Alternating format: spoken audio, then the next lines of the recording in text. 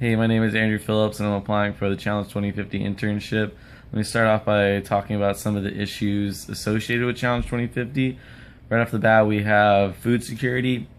Our agricultural industry is going to need to increase largely to feed 10 billion people. How this is going to be done is either by new advanced technologies, getting the word out about GMOs, and just improved practices, whether regarding soil treatment or water usage. Water is also going to be a huge issue in 2050 and these next upcoming years. I know that California is in a huge water shortage right now, and I've read articles where they think they only have like a year or two left to sustain their everyday lives in California. And then we also have energy production, which is huge. With so many people on Earth, how are we going to have everyday life activities without energy production? So that is going to need to increase in some renewable way instead of getting off of fossil fuels. And some of the things that I've thought about and I've learned throughout the Challenge 2050 program is projects or ideas I've had. I first had my big one that I did the poster on was the algae poster, and this was creating biofuel and potable water from growing algae and treating wastewater.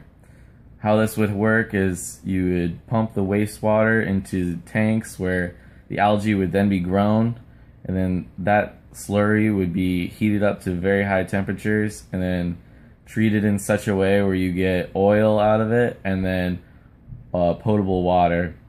Since it's such a hot temperature that the water is fairly clean because it was so hot. Other things, I was in the global uncertainty class, which is the first class, and that was what we came up with, a biodigester for elementary schools.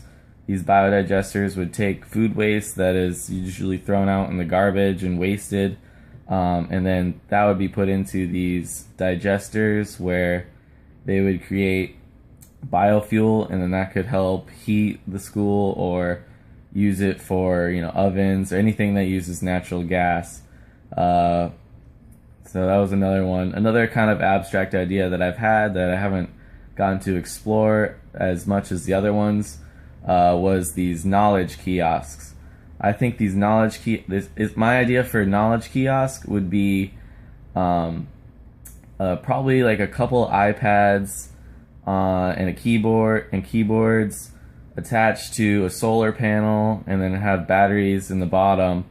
And these could be placed in very rural areas, like in a town square or something, and they would just run off solar power and the internet, like GPS, or not GPS, but satellites and stuff.